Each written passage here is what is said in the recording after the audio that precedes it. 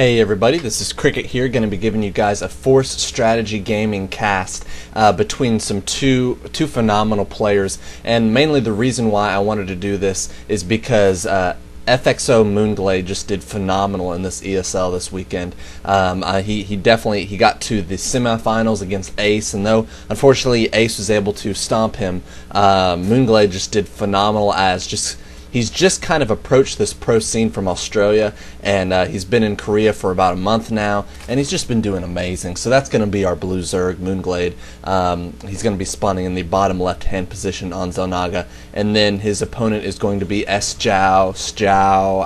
I've heard a few ways to pronounce it. I'll probably just say SjoW.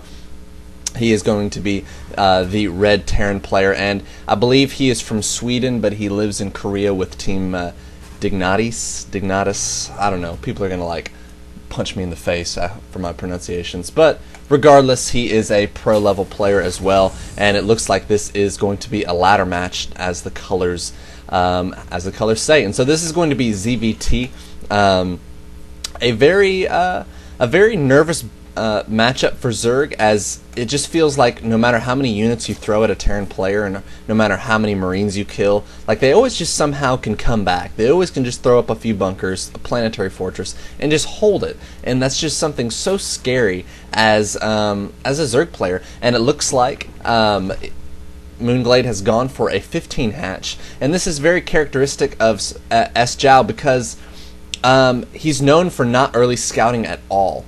He basically says, you know, I'd rather have a better economy, and all it does is scout cheese. But, you know, I don't know, denying an expansion is pretty big in ZVT, so I'm kind of curious why he didn't decide to do that. But as we see that there's no SCV scouting at all, his orbital command is coming up at around the 16 supply mark. He's got a refinery down, so we're not going to be seeing any kind of 2 racks play straight out the bat for our Terran player. And it looks like MoonGlade has now gotten his gas and pool up at the same time. Gas is going up, so he's going to be mining that, and I'm very excited to see how this Zerg and Terran matchup goes. I've actually not watched this map and matchup, and I try and do that because it kind of, I feel like it gives a whole lot more realistic cast. You know, I'm not like lying about, you know, how much I don't know what's going on. And so it does look like a factory is going down, so we might be seeing some early Hellions, or it might just be a 1-1-1 build. But, you know, that's not very popular on this map. Zonaga you normally don't see 1-1-1 builds, but it does look like early Marines are going to be trying to pick off an Overlord. Drones are coming off the line as the first 4 of the Zerglings are not out on the map yet, but it does look like those 4 drones were able to push the Marines away. And the reason why he's running away is because he knows those Lings are coming up soon, and he knows that Overlord is going to get over this ramp and he wasn't going to be able to get in there. So instead of recklessly losing 2 Marines, he's decided to go and pull them back. So very smart play from our Terran player. A lot of lower level players would just go ahead and try and to pick off those units. Spinecrawler is coming up the front, as I don't believe MoonGlade has scouted at all either, so neither of these players are scouting each other at all. But it does look like after this first Hellion comes out, going to be doing a swap, maybe getting some more Hellions and a command center. So it's going to be transitioning Hellion harass into some kind of expansion. And this is so very scary as a Zerg player. You never want to kind of move out on the map with your Zerglings without speed, just because Hellions can just absolutely destroy them. And of course, this is basically due to the fact that MoonGlade did not scout the Terran player. He didn't know that Hellions were coming, so he brought them across the map. So kind of you know, a little unfortunate. I definitely think a scouting for Zerg is definitely a whole lot more crucial than it is for a Terran player. So it does look like the Hellion's going to be coming back here trying to do some harass, but I don't think it's gotten any kills. I think those were just the first initial Zerglings. And yeah, so MoonGlade doing a great job not losing anything. The spine at the front really holds them off, but I do think he needs a spine in the back. 2 more fully healed or fully health Hellions are coming in here, getting 1 kill on a drone, almost another kill. Oh, Lings, phenomenal. Oh, wow, MoonGlade, that was amazing control, doing 2 patches of Lings going around the front and to the back to catch that Hellion off guard. And this Hellion with like 4 health is running home crying. And it looks like Moonglade is going to go ahead and start acquiring some dominance in the map control. 2 more Hellions coming out, but this is more than enough Lings. He has to be very careful to not lose those Hellions recklessly. And is he going to catch up? I think he'll be safe, especially with these. Now, yeah, the Marines are going to be able to provide. It looks like the Hellion is, or the SCV's repairing. What is he? Oh, he's repairing the Hellion. Yeah, I didn't know what that guy was doing. Zergling's position right behind the grass, very nice, as quick surrounds from the Hellions can happen. But it looks like he might actually try and sneak in a Zergling, but it did get fried. And I don't know if Moonglade actually saw. No, he still has not seen that command center. 5 Hellions, so this is a very large Hellion number. And sometimes, you know, I think the best response is mutas. A lot of people will go roaches, but the problem with that is that if there's a lot of barracks out, then the Terran player will just switch to marauders, and your roaches just absolutely explode. So I actually like to build a roach warren like right out in front where they can see it, and so they'll build marauders, and then all of a sudden mutas come. So it can be pretty cool. So it looks like we have about 7 Hellions on the map, and you really can't push out with any kind of Lings in this. Now, I definitely would like to see a Ling kind of do a run by just to scout and to know that this expansion is going up. But a very well placed Overlord is going to come in here. He actually didn't scout the expansions. Too funny. He actually didn't scout it out, but he's actually going to be able to come in the base and see what kind of tech structures are coming, as there is no army here to deny that. It looks like 1 Marine. Okay, a few Marines are going to come up here, so I'll be interested to see what Moonglade sees before these Marines come and kill him. Factory with the tech lab. Factory. So 3 factories. So this could be a very heavy mech build from our Terran player. And these Hellions are just kind of controlling, but not denying the creep spread. So Moonglade's still getting some great creep spread. Needs to go in. He hasn't been saturating very well on this, and that's probably due to a large mass of Zerglings. I definitely think he overcompensated for those Hellions, making a ton of Lings, and early on, and that can really hurt your drone count. And of course, now he has to get heavy on the gas, and he's still not fully saturated on his natural. So it's kind of unfortunate. 5 more drones going to be coming up shortly. He's getting his attack 1 for the mutas, and we should start to see some good muta harass come up shortly. He does have 6 mutas on the way. So Hellions, looks like he's got 3 more he's going to try and bring around the back or check for the expansion. And these mutas are going to see the Hellions. Are the mutas going to react enough? But I don't know. This will give a cue to SjoW, though. He's going to be able to have Marines in position in order to prevent this muta harass. But this is a good bit of mutas. But 5 Marines, do they have stem? No, they don't have stem yet. So no stem. But it looks like Moonglade is going to be popping around here, picking off a good number of SCVs, but these turrets are going to come up and deny that. Turrets also in the main, but looks like he does have a little bit of time to go and take out some SCVs. I really like that he's taking out the SCVs and not the tanks, as it will be very difficult for him to get the tank in time for the missile turret to finish. So kind of pushing back there, going to be hammering away at the engineering bay, and this is just keeping SjoW on his toes. A Hellion kind of coming across the map, not really doing anything. It looks like Moonglade is getting an expansion at the other base. Oh, it looks like this wall off. Oh, the Marines can hit the mutas, but only 1 at a time, maybe 2 at a time. I think he can definitely take this out. He just has to be careful not to lose any mutas. It doesn't look like only one of them is weak. He needs to go in here and try and finish it off. He might be waiting for SCVs to come so he can go and pick off some, and that's exactly what he was doing, waiting for the SCVs to come to pick off 1 SCV. Another SCV almost goes down. A little Hellions were moving in and out, but weren't able to do any damage down here. And it looks like this engineering bay could go 2 more mutas. Ooh, very close. And there goes the engineering bay. So very nice. And I don't think there's stim yet for the Marines. Oh, this is a great attack. Tons of mutas, and it looks like this muta count is really starting to get out of control. 6 more mutas are coming out on the field. Now there is a Thor, so now Moonglade has to be very careful with the spread of his mutas, as if they clump up, Thors just dominate. Now Thors are not the hard counter. Let me say that again. They are not the hard counter for mutas. Do not feel like you just need a crap ton of Thors for those mutas, because magic boxing the mutas will just dominate your Thor. Yes, at lower levels where mutas, people don't know how to control the mutas, yeah, that can be very effective, but they are not the hard counter. I still think Stim Marines with combat shields and medvacs are definitely the best route against high muta count. But we know that there are 3 factories out, and he's planning for a very heavy mech build.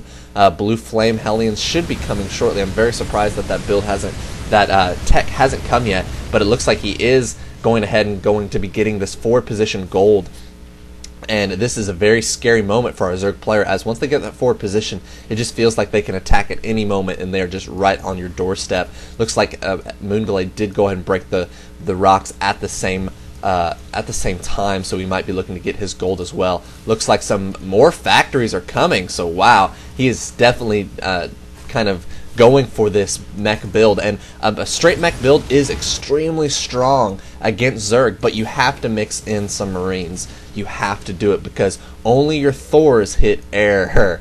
Only your Thors hit air, so a few Magic Box Mutas are going to dominate this easy, so easily. If MooNGLaDe came in right now, it would completely destroy this entire army. So if you're going a heavy mech build against a Zerg player going Mutas, you have to be careful. You need to mix in you need to mix in a lot of Marines, and that is not what SjoW is doing, and I'm afraid that might be the death of him. I do like how MooNGLaDe is saturating the gases first, as this Muta build is just so heavy on gases. I definitely assume that this is going to happen on his 4th base as well. He's going to get the geysers first and then go ahead and start mining gas before he even thinks about saturating the minerals. Hellion's going to be coming in here, checking out, maybe doing some map control, going to be checking for this expansion, which is now up. And of course he did scout that earlier on, but I don't know. To see these Hellions can't do anything. The Mutas are so fast, and they are 1-0 right now. Should probably be seeing an attack too. And he actually doesn't know that, oh, there's a little bit of creep. So can he actually see that? Yeah, he can see that in the minimap. So he should know that MooNGLaDe actually has that expansion up first as well. Drones coming and transferring down, and going to be saturating the minerals, it looks like. Hopefully getting that gas so I don't look like a complete idiot. But he is running off 6 gas, so that is very strong. I'm going to go ahead and look up the resource tab, and our Terran player is actually ahead. If you bring up the income tab, our Zerg player is destroying, though. He is at 79 harvesters at 4 base spread apart. Oh, and it looks like the Mutas are going to be coming in here and still magic boxing. Very nice, as there are 4 Thors out here, but how many Mutas? There are 30 Mutas out here. He does not need to be afraid. He just has to deny those missile turrets. Once again, if MooNGLaDe came in here, he would be able to dominate that. But it looks like he's going to be going in the main, as Mech Army is extremely slow outside of Hellions. He's going to be magic boxing this Thor. This Thor is going to go down very quickly, and it looks like instead of defending his base, he is going to go ahead and go for this 4th base. I definitely do not agree with this at all. I don't disagree with the counter. I definitely disagree with the place that he's attacking from. If you are going to lose a base with tech structures, you need to attack a base with tech structures, and this is not it. This is not going to cripple MooNGLaDe. You have to come and take out some kind of tech. Now he's going to go for the gold that is completely undefended. So if we look, 25 harvesters left for SjoW, and MooNGLaDe is just going to be able to take control of this map. Now this army is still huge and in charge, but still there are no Marines. There are no Marines. He has 32 Mutas. That is going to do absolutely everything it needs to do against this Terran mech force. So you have to mix in Marines. Terran player, this is your lesson for the day. Mix in Marines. Mix in Marines. Forward push, forward missile turret, that doesn't matter because you gotta get in the base.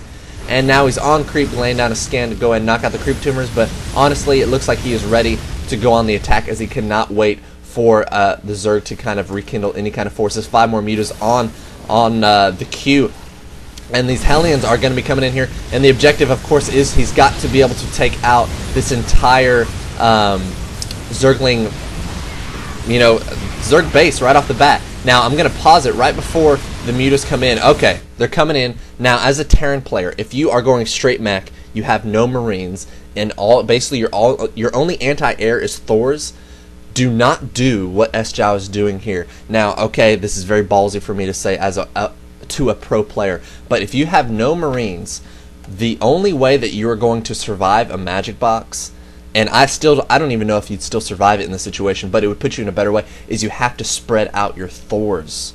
A magic box mutas, you can't clump up your army, because not only do the mutas do bounce, but they're all in one area. They cannot clump up. They have to be on hold position. So if your Thors are spread out attacking from multiple positions, the Moonglade would have to just use smaller groups of mutas in order to move them and magic box them once again, and it's a whole lot more micro intensive. So I'm going to go and unpause this. These mutas are going to come over in hold position. See, now he's starting to spread out. This spread should have already been done, as you know he's attacking. So now you see Moonglade's forced to kind of move little parts of his Muta army in order to take out these Thors, but still this heavy Muta army is just dominating this mech play, and that's because no Marines are in it. Not enough economic damage was done. Those Hellions did absolutely nothing. And so it really put Moonglade in a phenomenal position. And he is so far ahead, and it's so obvious that he is definitely going to be winning this match, as there are just not enough. There's only one barracks. Only one barracks this entire game, and so there's not going to be any Marines that are going to be able to come out, and Moonglade is just going to be able to do what he wants to SjoW from the remainder of this game, and we probably will be seeing a GG. I'm actually surprised that it hasn't happened. So, lesson for the day, you Terran players, if you're going to go heavy mech build, you have to do early damage. You have to do it. Those Hellions did not do early damage. Moonglade was able to sneak an expansion over here, which was very effective in him gaining an economic lead. I think SjoW kind of assumed, oh, well, Zerg's on 2 base, so he can't have this many mutas. Well, unfortunately for him, because he didn't scout, and that is what he is known for. He is known for not scouting enough. And so that was the death of him. So Terran players, you have to scout that. You have to mix in Marines. If you're going to go straight Thors, spread out your Thors. Because Moonglade played a phenomenal straight game. He allowed the harass did absolutely nothing. Of course, I definitely would have liked one more spine towards the back, but other than that, I can't say anything against Moonglade's play. He just played a very solid Muta, straight Muta, really. He didn't even need Lings, because Lings weren't going to do anything against Hellions and tanks. So he just went straight Mutas. Everything went to Mutas. So phenomenal play by Moonglade. Once again, I just want to highlight him. He did so phenomenal in this ESL, getting all the way to the semifinals from Australia with not being very avid in the pro scene of StarCraft, just kind of jumping in, just doing a phenomenal job. And so I hope that you guys have enjoyed this cast. This is a Force Strategy Gaming cast. If you guys like my cast, I just ask that you guys come to my channel. The link is in the description below, and subscribe if you like it. So I hope you guys have enjoyed this, and this is Cricket. I'm out.